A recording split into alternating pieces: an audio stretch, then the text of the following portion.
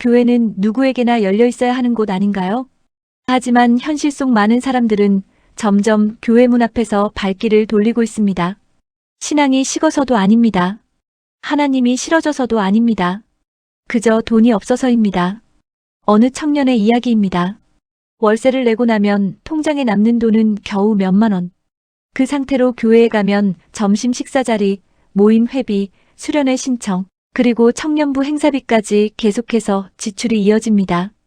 처음엔 괜찮았습니다. 하지만 몇 번 빠지기 시작하자 사람들의 질문이 부담으로 다가옵니다. 왜 안 나와? 요즘 힘들어. 같이 가자.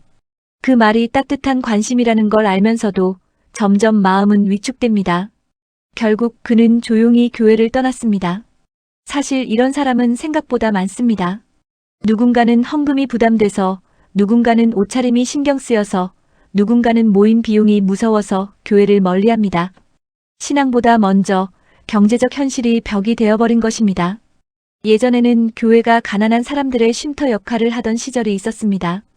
힘든 사람이 오면 밥을 나누고 일자리를 연결해주고 서로의 삶을 돌봐주었습니다. 하지만 지금은 어떨까요? 어떤 교회는 건물이 더 커졌고 영상 장비는 더 화려해졌고 행사는 더 많아졌지만 정작 가장 힘든 사람은 점점 더 깊은 곳으로 숨게 됩니다. 교회에 처음 온 사람이 돈이 없어도 괜찮다는 마음보다 혹시 민폐 아닐까? 헌금 못하면 눈치 보일까? 모임 비용 못 내면 어쩌지?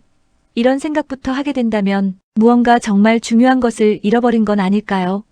물론 모든 교회가 그런 것은 아닙니다. 지금도 조용히 도시락을 나누고 생활비를 도와주고 아픈 사람을 찾아가는 교회들도 있습니다. 이름 없이 헌신하는 분들도 많습니다. 하지만 동시에 경제적인 부담 때문에 신앙 공동체에서 멀어지는 사람들 역시 분명 존재합니다. 특히 요즘 같은 시대에는 더 그렇습니다.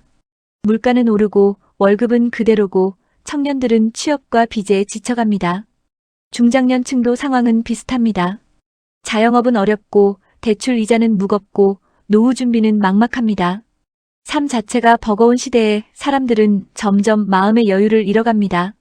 그리고 마음의 여유가 사라지면 신앙도 흔들리기 시작합니다. 기도를 안 해서가 아닙니다. 믿음이 약해서도 아닙니다. 현실이 너무 무겁기 때문입니다. 성경 속 예수님은 항상 가난하고 지친 사람들 곁에 계셨습니다. 세상이 외면한 사람들, 아픈 사람들, 먹지 못하는 사람들을 먼저 찾아가셨습니다. 그런데 오늘날 우리는 혹시 반대로 가고 있는 건 아닐까요?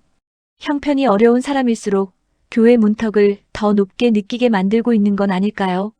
어쩌면 지금 우리에게 필요한 건 더 거대한 건물도 더 화려한 행사도 아닐지 모릅니다.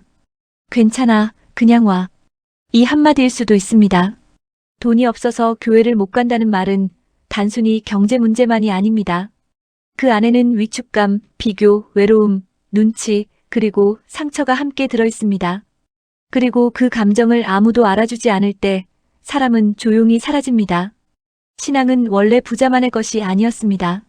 오히려 가장 힘든 순간 기댈 곳 없는 사람들이 위로받기 위해 찾던 곳이었습니다.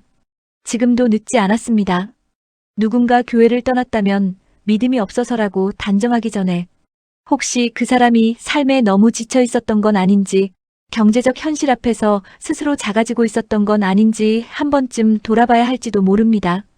그리고 만약 지금 이 영상을 보는 누군가가 돈이 없어서 교회 가기가 부담스럽다고 느끼고 있다면 꼭 기억했으면 좋겠습니다. 당신의 형편 때문에 당신의 가치가 줄어드는 것은 아닙니다. 위로가 필요한 사람에게 가장 먼저 열려 있어야 하는 곳이 원래 공동체였으니까요.